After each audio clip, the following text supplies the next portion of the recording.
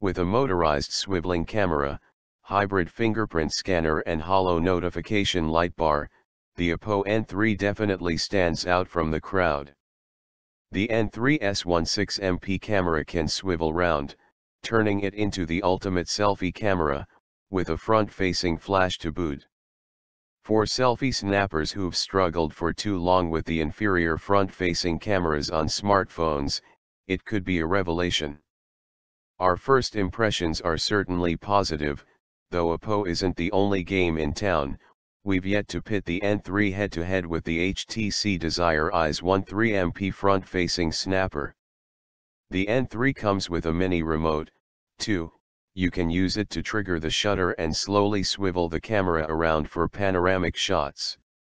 The N3 looks big and feels it too, thanks to its 5.5-inch screen and a 9.9 thick body. Unlike the smaller LG G3, which shares the same size screen, Oppo's latest flagship is definitely in the fabled camp. It feels a little bulky compared to the svelte 8.5mm Galaxy Note 4. The N3 does seem very solid in the hands, however, thanks to a premium-feeling industrial-grade aluminium frame around its outer edge. The back remains slathered in plastic, but it's smooth, pleasant to the touch, and thankfully not glossy, and therefore not slippery.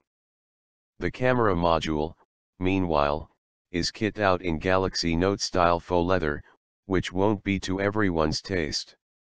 The rear of the N3 is rather busy, though, with the chrome surround camera, if it's currently facing the rear that is, and a similarly shiny fingerprint scanner cluttering up the lines of the device.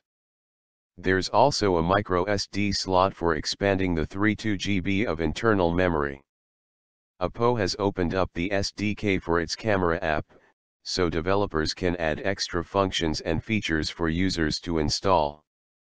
We'll have to wait and see how much functionality can be squeezed out of the motorized camera, but again, we applaud Oppo for doing something different.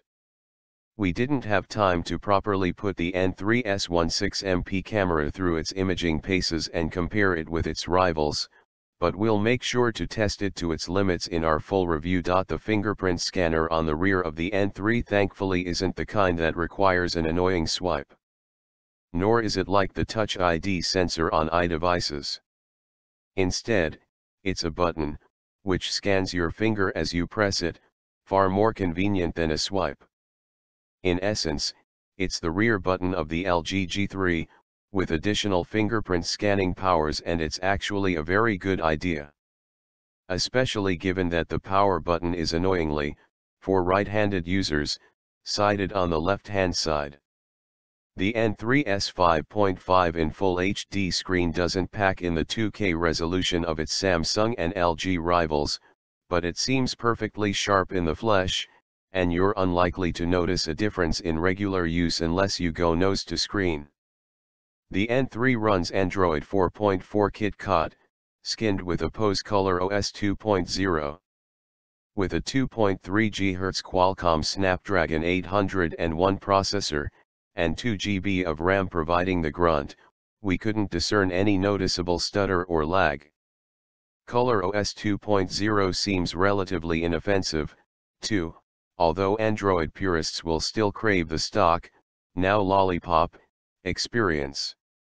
Viewing angles are good, with consistent colors, although the vividness of the colors could be cranked up a bit.